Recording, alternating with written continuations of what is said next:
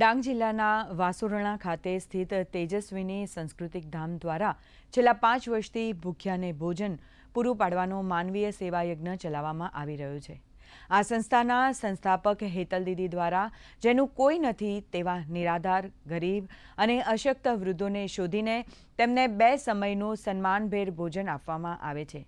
સેવાની આ જ્યોતને વધુ પ્રજ્વલિત કરવા માટે હેતલ દીદીએ હવે આસપાસના વધુ 10 ગામો દત્તક લેવાનો મક્કમ નિર્ધાર કર્યો છે। ભૂખ્યાને ભોજન એ જ સાચો ધર્મ માનીને ચલાવવામાં આવતી આ પ્રવૃત્તિ સમગ્ર ડાંગ પંથકમાં માનવતાનું ઉત્કૃષ્ટ ઉદાહરણ પૂરું પાડી રહી છે। टिफ़िन अपने घर तक पहुंचाया जाता है।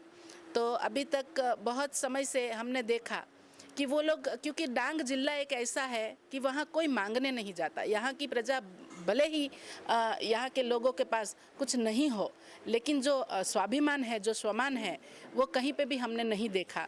तो डांग में ऐसी परिस्थिति में हमने देखा घर घर जाके, तो हमें ऐसे 50 घर ऐसा मालूम पड़ा कि वहाँ कोई नहीं है, सिर्फ बुज़ुर्ग रहते हैं।